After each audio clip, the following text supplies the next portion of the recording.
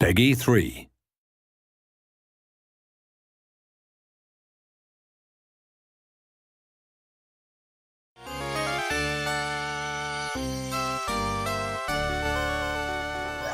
When I was thinking about what people remember fondly about the game, at the time I think it was enjoying the thrills and getting the timing right when they played it.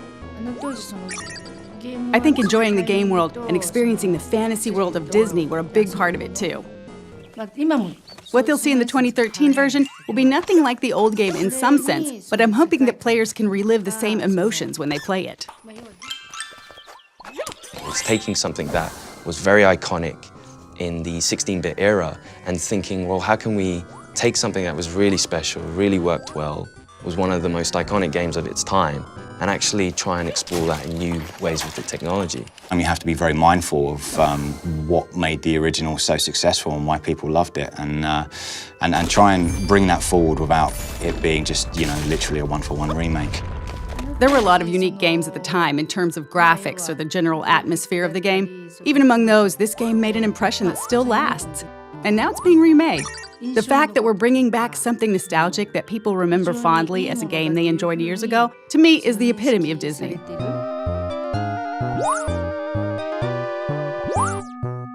The original game, it just had a lot going for it. I think even the name Castle of Illusion was something cool, straight away Castle of Illusion says, oh, what's that? Oh, what's inside that castle? And then you've got Mickey Mouse, biggest character in the world, so straight away you're like, oh, that's awesome, we're gonna play Mickey Mouse through this Castle of Illusion. And it innovated on all levels, camera, control, platforming, and I think the core gamers absolutely loved it. So that in essence, it's a very simple platformer, but it grabs the magic of Disney, the magic of Mickey. It was my first time making a game, so I came up with ideas I thought might be interesting and things I thought would help flesh out the fantasy world without being hesitant about how difficult or unconventional they might be. In that sense, I think that helped us make a unique game. First, the animation was unique in that it used a remarkable number of frames in the animation for its time. We tried to use as many techniques from film animation as we could. Also, we put a lot of energy into the backgrounds for its time, packing in as much as we could given the memory constraints. I think both efforts paid off in terms of the game's graphic quality.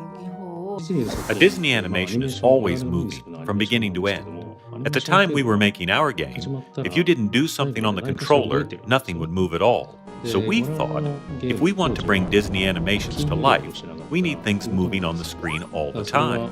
These days you see it in almost all games, but at the time, we were one of the first games where your character would move even when you're not doing anything.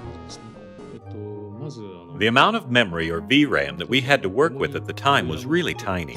You need memory to make good, rich animations, but the way VRAM had been used prior to that point wasn't very well suited for animations like that. So we worked with the programmers to rebuild the system from the ground up to let us focus more on the animations. Once we got the animations where we wanted them, we adjusted the character's movements pixel by pixel for a better feel when the player controls him.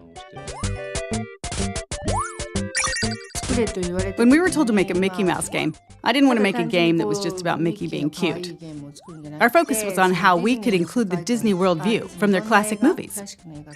So rather than Mickey Mouse alone, we drew inspiration from the various classic movies that Disney's produced.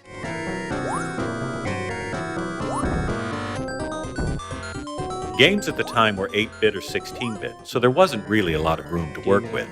Most people in the industry weren't putting a lot of work into graphics or creating animations that conveyed a lot of character emotion. When we watched Disney movies and Mickey, it seemed like such a waste to take the fluid animations and beautiful backgrounds and turn them into pixelated graphics. So I think we put a lot more work into the graphics than any other title at the time. When we were making the Dragon Boss for the Candy stage, we couldn't figure out what to use for the dragon's body. Someone from Sega's US office sent us some licorice as a suggestion. Most of the team hated it, but I couldn't stop eating it. I was holding one of the hollow ones in my mouth and breathing through it like a straw as I worked, and ended up filling the whole room with the smell. When we were working on this game, I was focused on animations and recreating the world of Disney, and now, modern technology can deliver Disney visuals directly and cinematically rather than via blocky pixel graphics. The new game will be able to recreate the world of Disney movies on a level that we weren't able to reach. The world the game creates, and the game itself as well, will be that much closer to the world you see in the movies. People will be able to enjoy that as they play. The original game had this, and it's there in the remake as well. The essence of Disney, a positive world of dreams, peace, and imagination. It's the epitome of Disney, and I hope everyone enjoys that in the new game, too.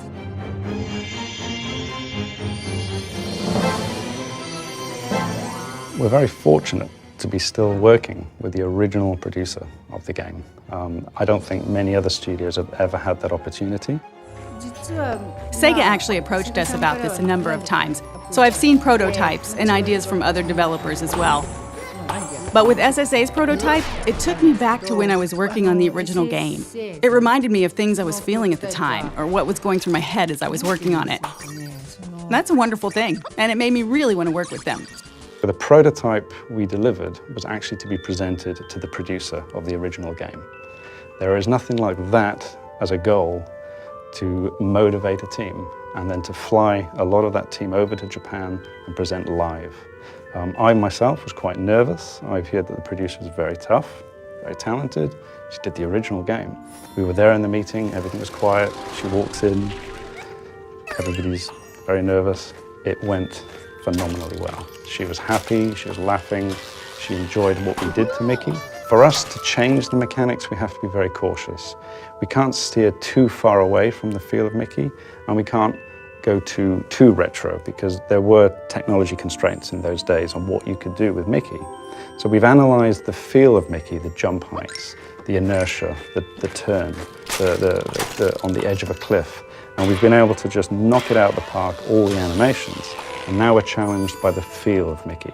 So we feel we can move from the retro to retro plus. We can do more of what I think the gamers in those days would have loved because of our technology. It's more lifelike, it's more fun. The lighting effects are taken into the account, the candlelight in the background. So all of a sudden the personality, the core pillar of the game, Mickey, is brought to life. And that's something that we really want to do with Castle of Illusion, is try and modernize Mickey, but put him in the context of what we had before in the original game. And our challenge then is to try and improve the animations, the look and feel of Mickey, the characters around Mickey, the environments that he's in, and even the music score is a massive part of that whole Disney package. Primarily, we're able to do a lot more with the sound effects, the mixing, the environmental effects. I mean, these are all things that we come to expect without realizing it. If a fan of the original picks up and plays the new Castle of Illusion, I think they're going to be really surprised. I think they're going to feel like this is Castle of Illusion, and I think we've played a few little tricks on them along the way. And I think if they're looking out for those things that they remember, they're going to see them and a few extra as well.